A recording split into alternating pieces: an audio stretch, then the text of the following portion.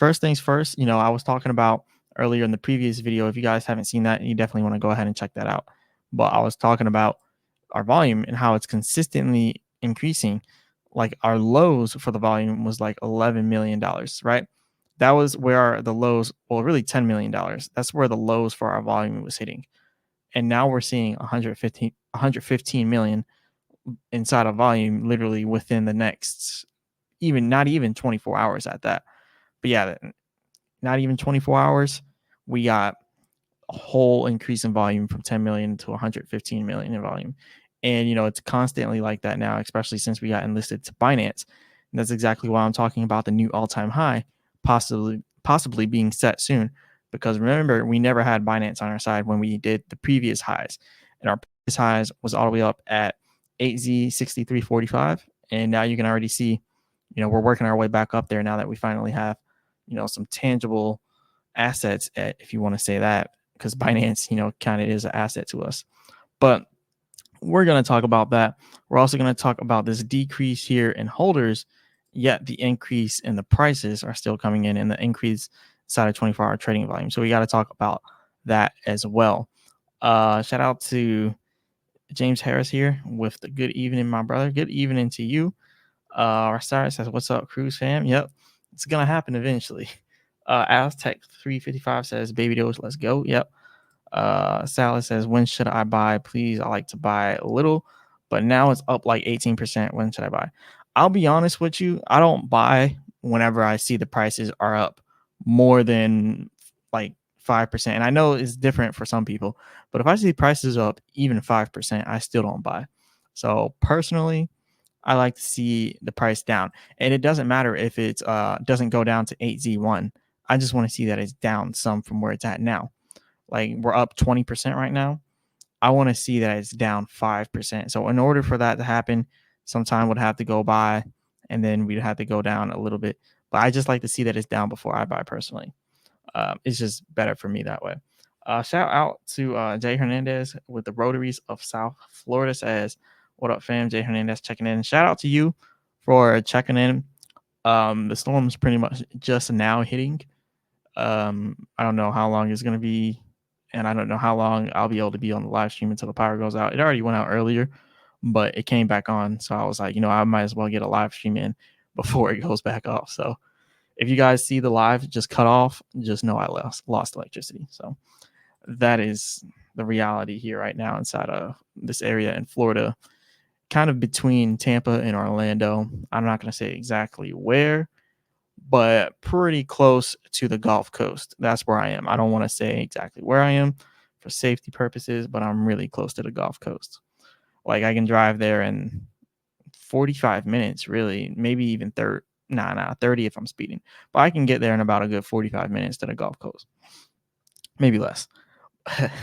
But yeah, let's go over more stuff here with Baby Doge. So like I was saying, with 115 million inside of volume, very, very, very good. That's very good volume right there.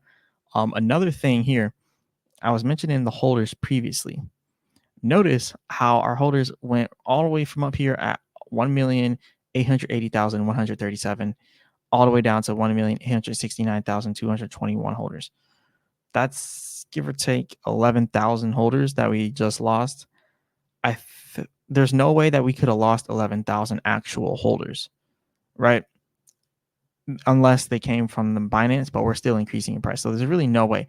I feel like they might be getting rid of bot wallets. I don't know.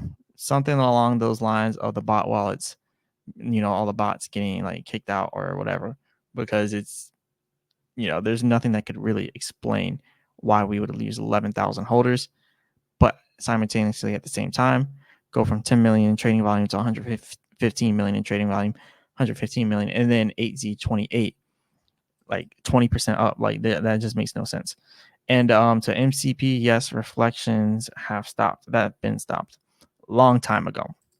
But let's go over these prices. Because we got rejected at the Fibonacci retracement all the way up here at 8Z30. We pulled back here to 8Z all the way down to 8Z2700. Currently, we're at 8Z2863. We do still have that possibility to continue to rise here, but I want to mention some resistance areas for us. well, support, because our support always becomes our resistance. So we had the support back here, well, the resistance, which now becomes our support, the resistance that was on the 28th of September. Now there's going to be our same support. So if we pull back a little bit more, we can expect to see 8Z2750, which we already seen something close to that. So the next one for us to go to would then be all the way down here, which would be give or take around 8Z24, 8Z2500, somewhere around there. And then we could go a little bit lower to that next support, 8Z2100. That's if we were to pull back, right? Because this is how momentum is built. As you can see, like when we're going up this whole time here, it was almost like it's planned. Like, doesn't this look like, somebody planned this rise? It looked like people were buying, sold a little bit, bought more, sold a little bit. That's just what it looks like. The chart just looks a little bit too perfect, in my personal opinion. I don't want to say there's manipulation in the prices, but it's a little bit too perfect for my liking. And that's why I'm saying, like, I'm not just going to go ahead and, throw all my money in here, because as you can see, the price will go up a lot, pull back a little bit, go up a lot more, pull back a little bit. And you see every single time it's pulling back. It's pulling back to where that previous resistance was. Remember, I said the support the resistance becomes the support. Notice how every single time we pulled back here, that resistance there then became the support. So the resistance down here at 8Z2040, we've seen that it then turned to that same support right there. Then you see that we went up a little bit more, and then we had the same thing, right? So it's looking like this is a little bit of a manipulated chart here. That's what I'm thinking. I'm thinking the charts are a little bit manipulated.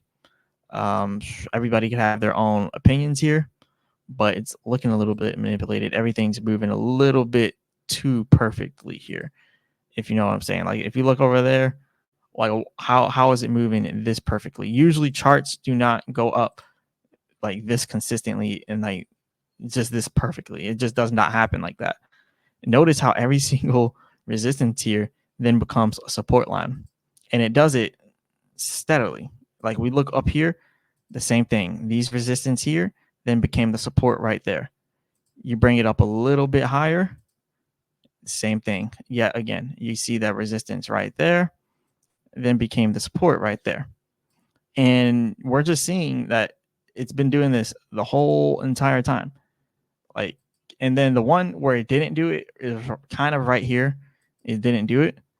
But when you scroll back, this was a point of resistance for us at one point in time, all the way back here in early September, well, late September, September 25th of this year. That was the same resistance there. So, that's why I always say, like, you always want to, do your little technical analysis, make sure you're noticing these price changes here, because, if someone's manipulating prices, they're going to manipulate it into their favor and not necessarily to your favor. But yeah, each and every one of these supports here are pretty much becoming, or each and every one of these resistance lines are becoming our support lines. So you definitely want to pay attention to that.